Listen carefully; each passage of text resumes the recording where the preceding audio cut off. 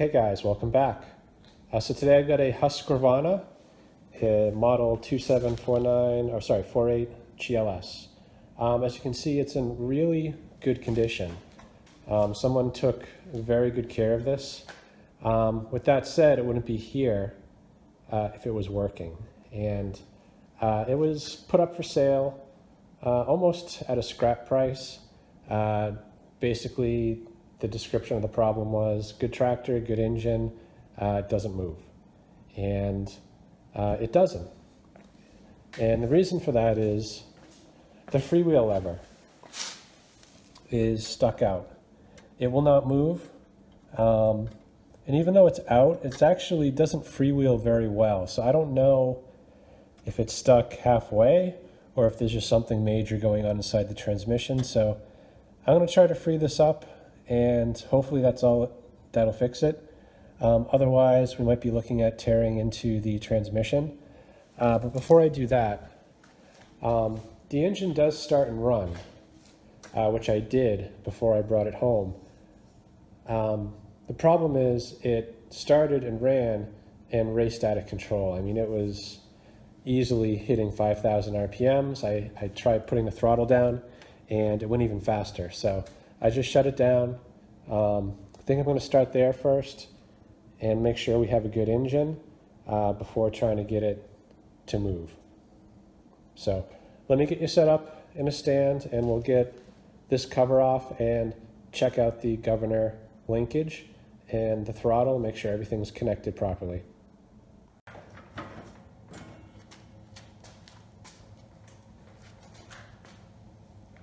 All right, so just to get your bearings here, this is the front of the engine. The carburetor is under here. This is the linkage going up to the throttle. And you can see it's not disconnected and it moves. And then this governor arm, it has a spring. You can barely see it right in there. My finger wasn't in the way. And that's what holds it open at full throttle. And what closes it is, on this machine, it's a mechanical governor. When the engine spins up, the faster it spins, the harder it pulls against that spring to close that throttle. And it does that by connecting down to this governor shaft right there. So when the engine speeds up, this shaft should turn counterclockwise to counteract that full throttle spring. And I don't know if you can see that. That's supposed to be tight. So this shaft hopefully is turning, but it's not secured to the governor arm. So that's all it's doing is turning the shaft, but not the arm. So in order to fix this, the way this is set up, full throttle is down, which turns this clockwise.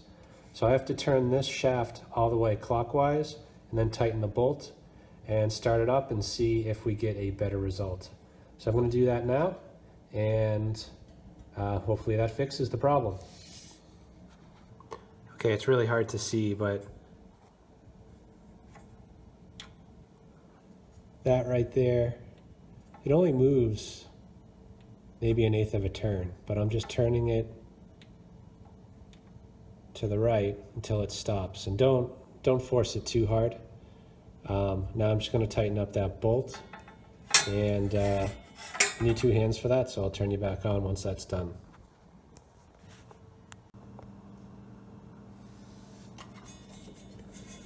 Okay, that's all tightened now. And the shaft now rotates with the governor arm. So it makes me wonder who loosened that and what were they doing, you know.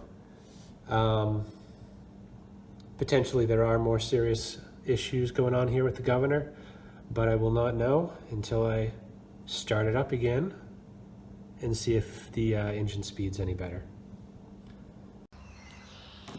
All right, so I'm just going to try starting this real quick, see if the governor is responding. Hopefully it is, and then we can focus in on the back end.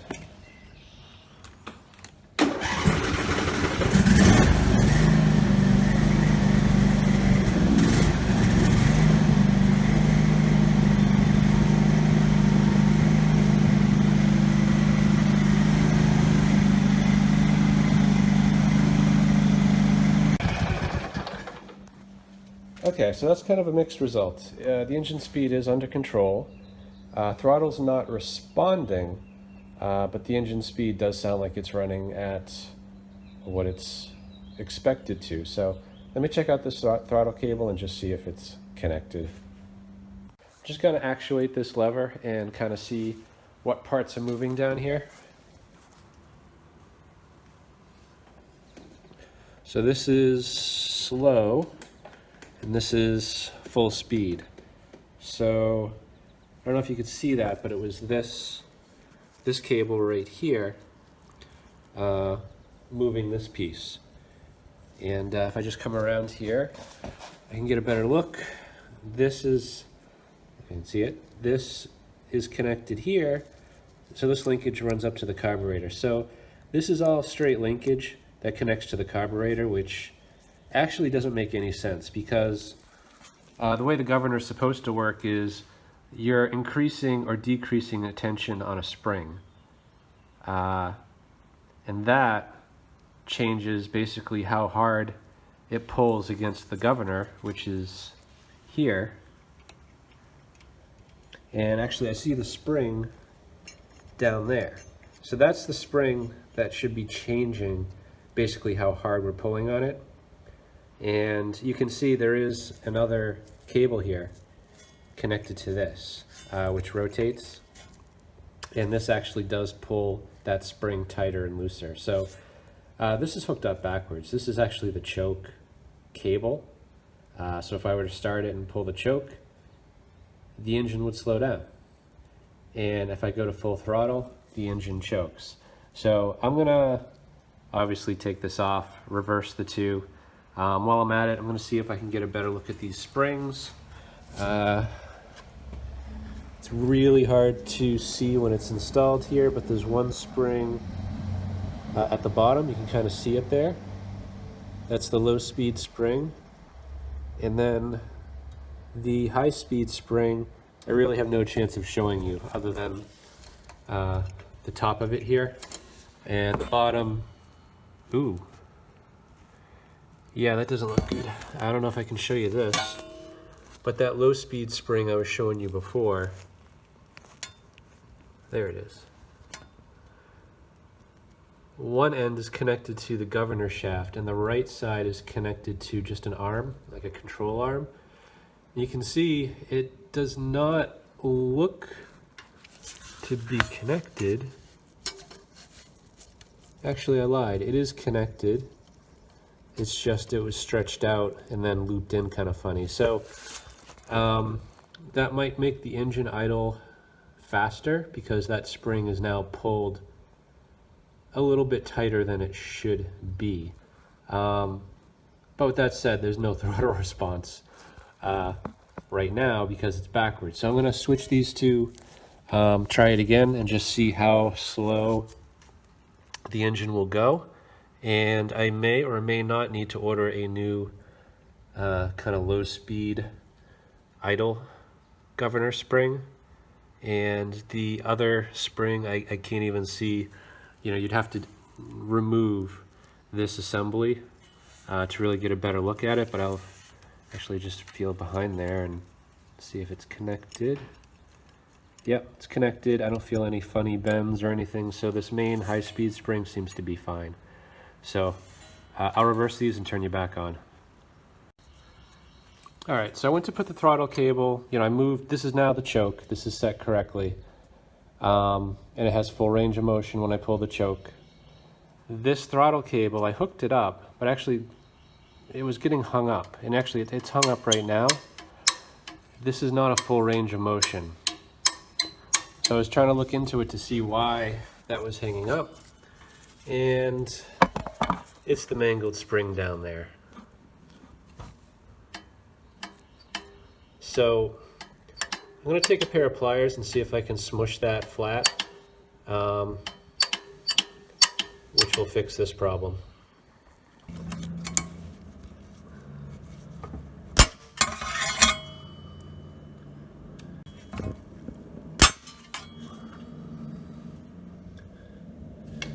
That should do it.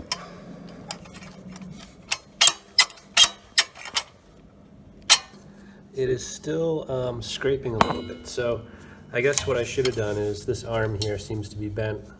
So I'm going to straighten that back down a little bit to give it more clearance.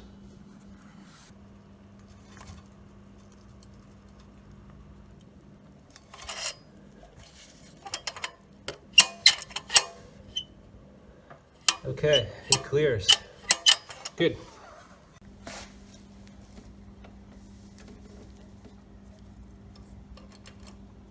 So this is basically idle. So I want to put the throttle down, and kind of where that lands is where I want to tighten it. Since that is in basically idle speed, you want the throttle and idle speed to match. So once this is tight, I'm just going to test the full range of motion and make sure a full throttle actually provides full throttle.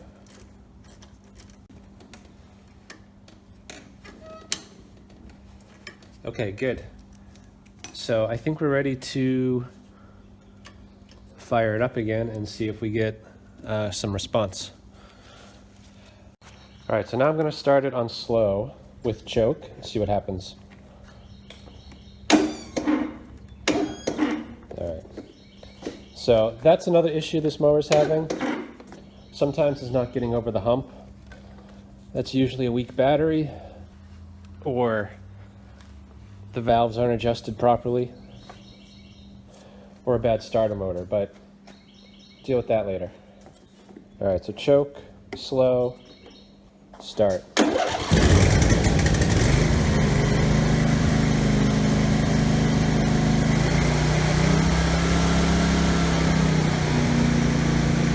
All right, so I may have shut the camera off a little bit too soon. Shortly after the engine started over revving and surging, so the governor was just, kicking in, overcompensating, and pushing the throttle closed, and it just oscillated pretty badly. So I just shut it down. Ultimately, we need a new idle spring. That spring is pulled so tight it's actually acting as a high-speed spring, and that spring, that little spring, is not controlled by the throttle. Only the upper throttle spring is controlled by the throttle.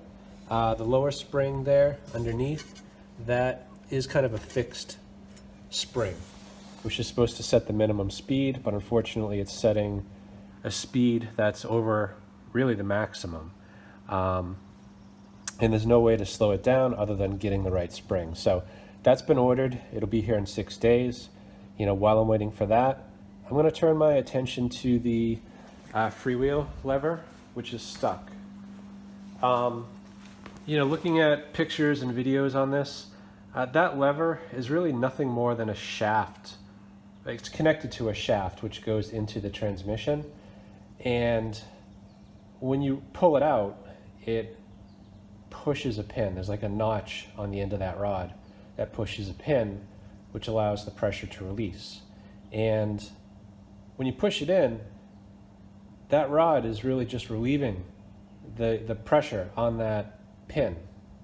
So pushing it in, it shouldn't be hitting anything. It should just go in, unless there's mass carnage inside of there. So unfortunately, this lever is very thin. It's not much more than like a wire coat hanger, and it's starting to bend when I push it.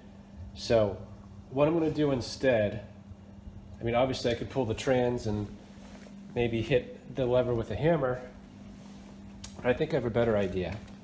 I have a piece of 3/8 inch rod here, and what I think I can do is put it in here and put it right on that shaft, or not the shaft, but the linkage that this rod is connected to, and tap on it and see if I can get it to rotate back in, getting it out of freewheel mode.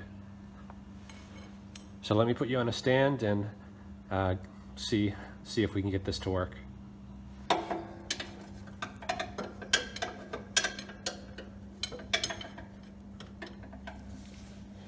Okay, so I think I'm on. Oop, I was on.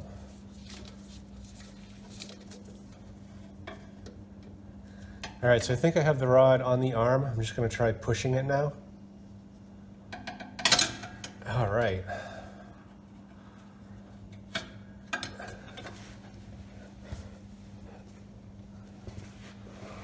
So it actually wasn't too bad. I think if this was a thicker diameter, I would have been able to do it with this. So why that's hanging up, I don't know, but it's out of freewheel, at least going this way. And going forward, it still feels like freewheel, so I don't know if that's a problem, but that's a good sign. So I think the next step is I do want to get that engine running again, but before I do that, I am going to cut that small spring and then just try to use the idle set screw to set the engine speed. Good. So now you can see this is completely floppy. So what's going to happen is full throttle is, let me think about this. Yeah, so full throttle is down, right? And with the engine off, the spring should be just holding it down, and it's not because there's no spring anymore. High speed spring is still there, so I'm going to see if that has enough pull to at least get the engine to hold the throttle plate open enough for low speed. Otherwise, I'll have to maybe use the idle set screw, but let's see what it does with just that big spring.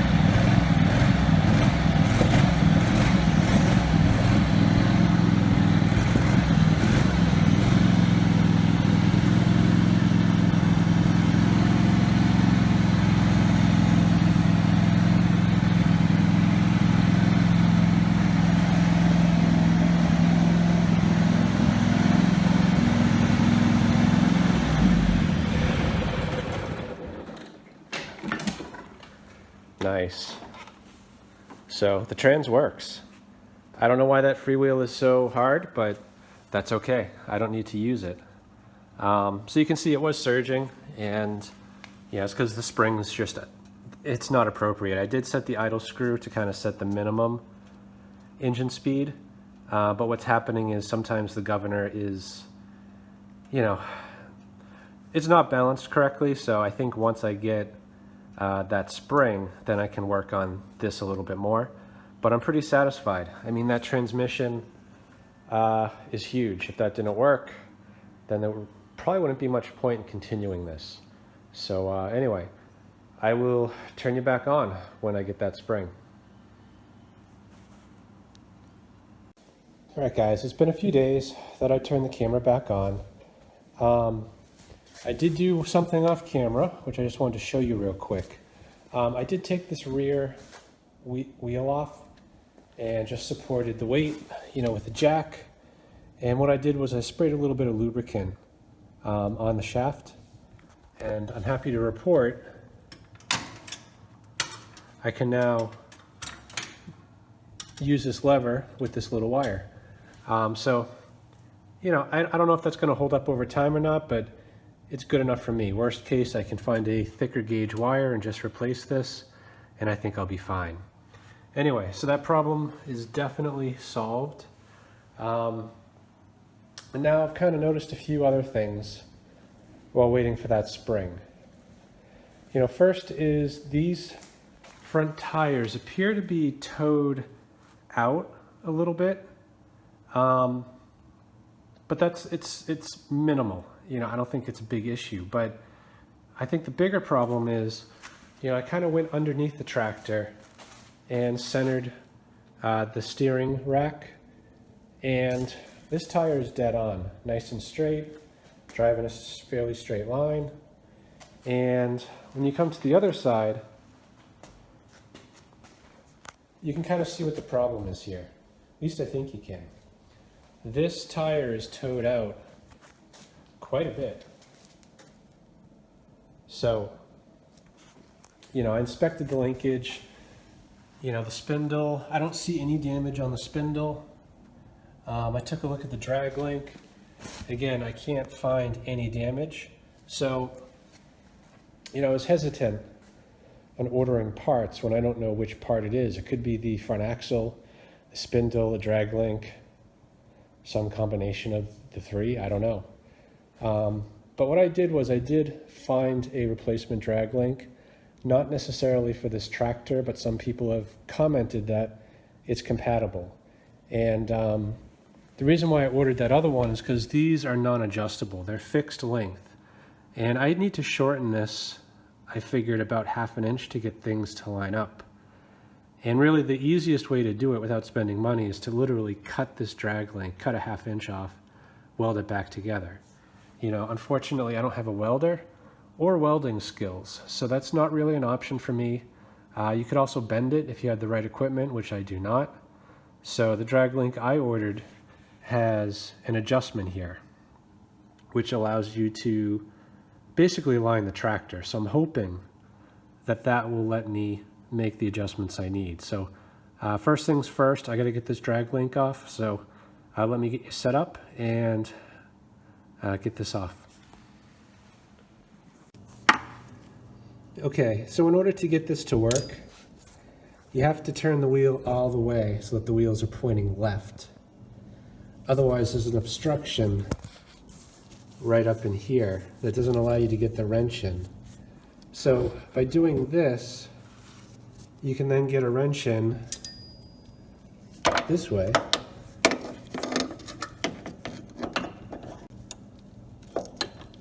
Like that. I've already cracked this loose, so I should be able to do this with one hand, I hope. Maybe not. So I need to keep this one from spinning.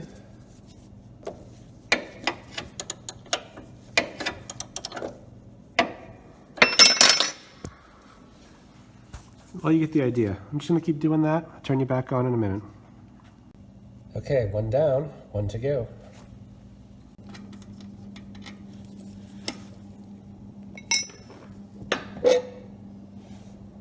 All right, so the top is the old drag link and the bottom the new. You can see I lined them up on this side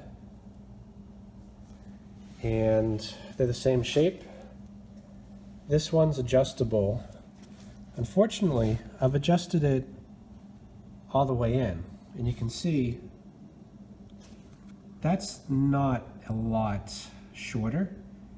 I need about 1/2 inch shorter. That is at best an 1/8. So I think what I'm going to do is remove this nut, and I'm going to have to cut this thread a little bit, the part that screws in, because even without the nut it won't go in anymore. It's bottomed out. So I'll cut at least 1/3 of an inch off of here, and that'll bring this whole thing in at least another 1/4 of an inch, so it'll give it a fighting chance. I won't have a lock nut, but hopefully that's not an issue.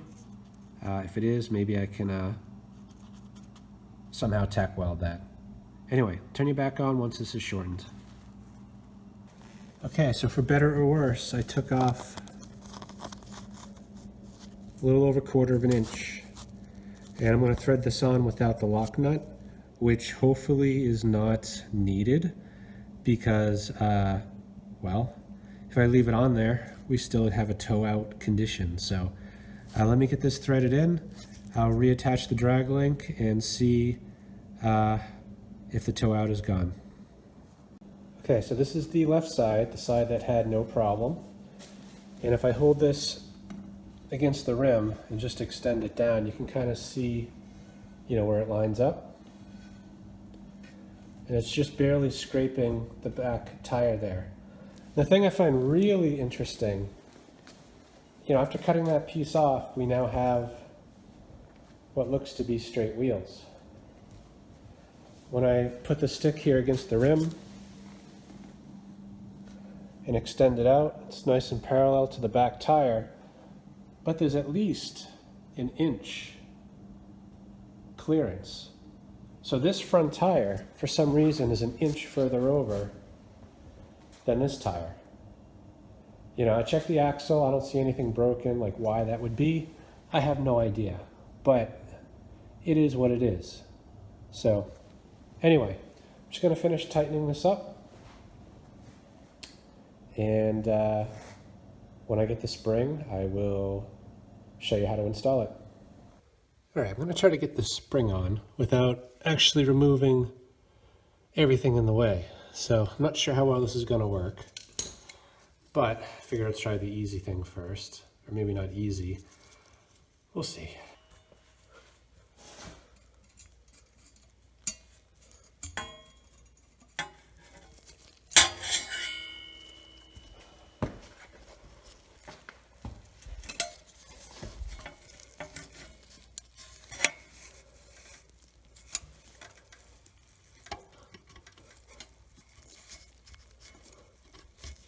Watch it launch across the garage. I'll never find it. Almost.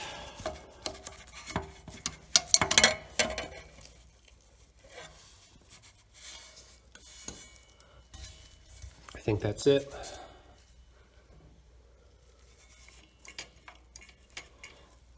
Definitely a lot less tension now.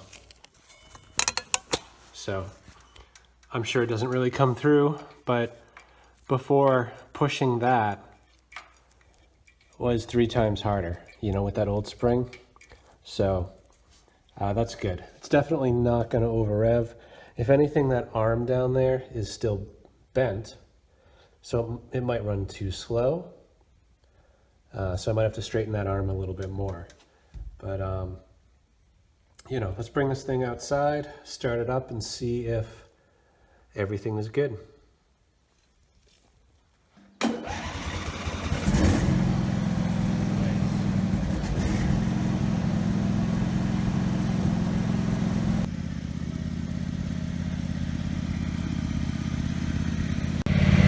Going to test the throttle real quick to make sure it works right.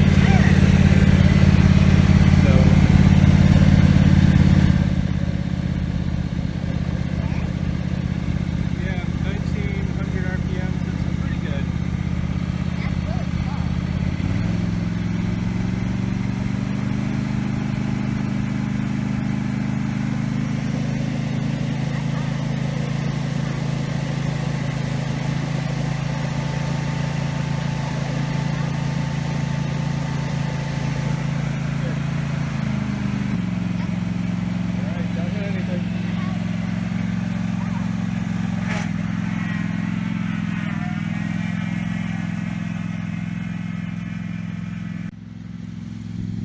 Alright, as you can see, the throttle works pretty well. Tractor drives well. Really, there's nothing else I want to do on this machine, so I'm going to call it. I hope this helps someone. Thanks for watching.